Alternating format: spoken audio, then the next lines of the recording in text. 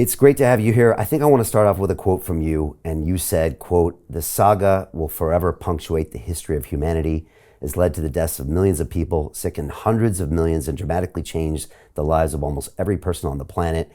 You go on to say, if we don't find out how this pandemic began, we're ill-equipped to know when, where, and how the next pandemic may start.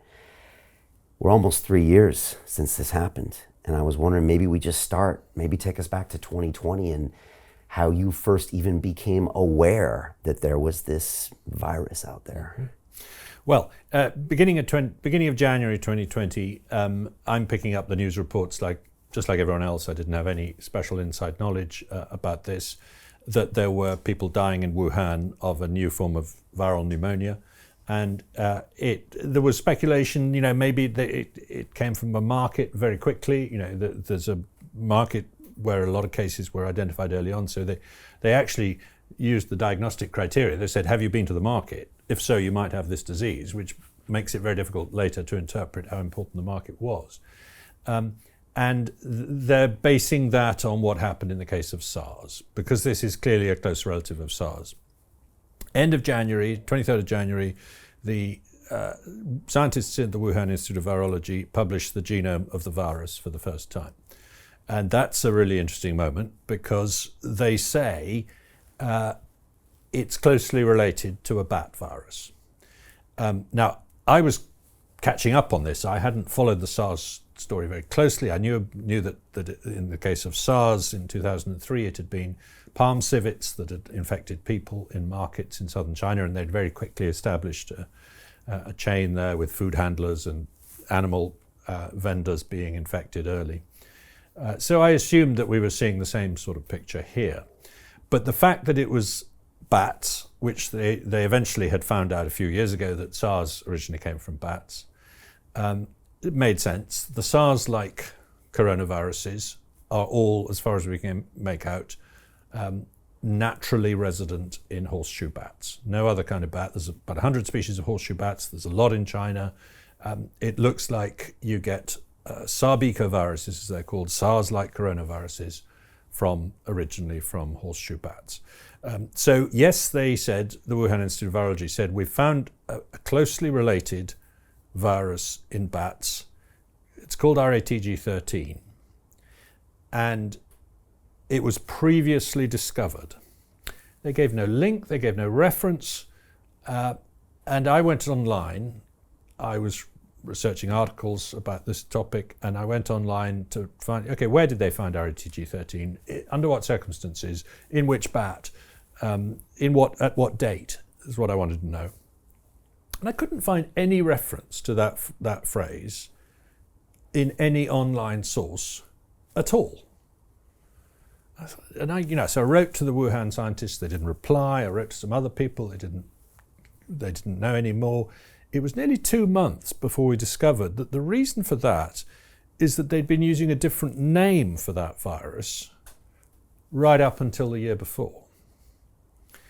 And that may or may not have been intended to confuse us, but it certainly did confuse us and set us back, because once we knew the name they'd been using the year before, and it was a woman called Rossana Segreto who first spotted this thing had exactly the same sequence as a virus called RA4991. Once we knew that, we were able to find out where they'd collected 4991, and it turned out to be in a mine shaft in southern Yunnan, well over 1,000 miles from Wuhan, where there'd been an outbreak that had killed 3 people and sickened 3 others very badly. They eventually recovered. So this was a human. No, sorry, they didn't get the virus from the humans. They got it from bats in the same mine shaft a year after the outbreak. Well, this is quite important information. Because that happened back in 2012. The outbreak was in 2012. Right. The Wuhan Institute of Virology went back to that site 7 times over the next 2 years to try and find out what the bats were carrying, because they hadn't been able to identify the virus in the people, to find out what viruses the bats were carrying, because they suspected this was the first ever case of a SARS-like virus infecting people directly from a bat. That's what they thought had happened. We know that from a thesis at Kunming Medical university. So, so there's the start of an interesting trail here. What do we know? How do we know it? Why aren't we getting the full story up front from the Wuhan Institute of Virology? But at the time, I'm not even thinking it comes from a lab.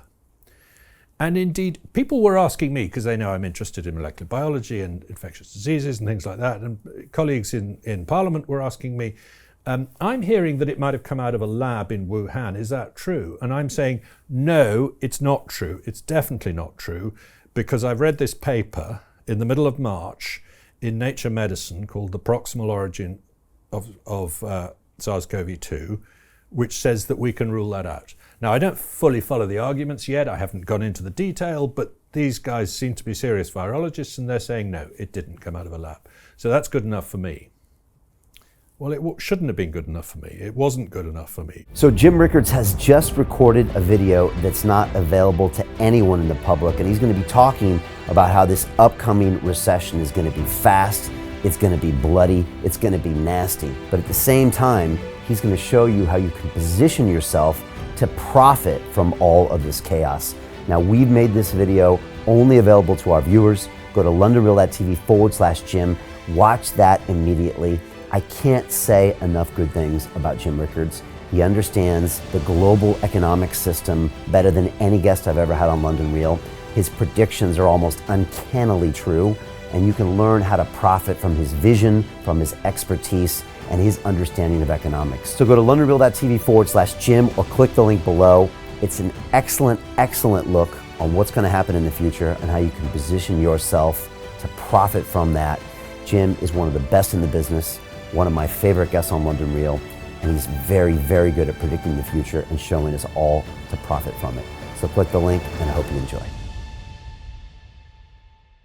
Hey, do you want to profit from crypto?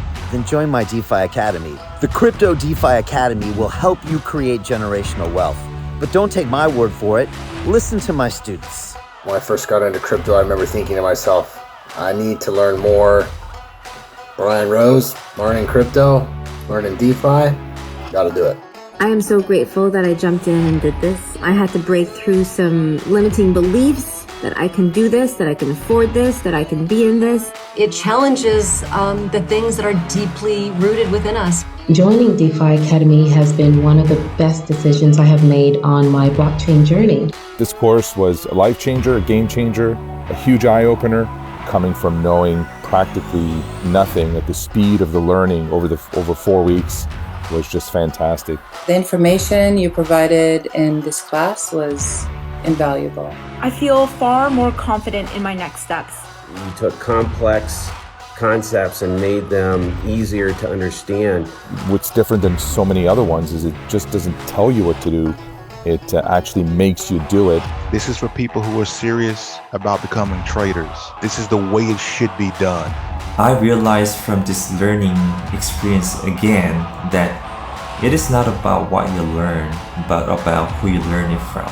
The energy was insane. I've never experienced such incredible energy on a live call. Brian Rose, you are a legend, my friend.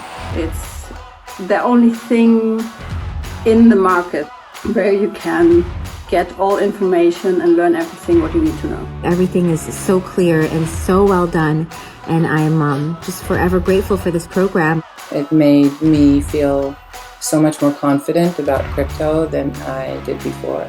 I did not anticipate how passionate I was going to become about it. It's also been like a big learning experience for me, not just in the crypto space, but just in overall balance of life. What I've learned is, how to take ownership, of my life in a way that I really hadn't before. Yeah, you can't put a price on that, really. I would recommend it to anybody, top notch. Excellence does not come cheap. So if you want excellence, you gotta pay for it, but it's so worth it. Pull the trigger. That's what this course is about. You're not going to regret it, really.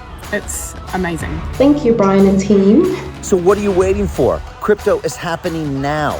Click the link below, submit your application, and let me mentor you on how to create generational wealth and build the decentralized financial infrastructure of the future.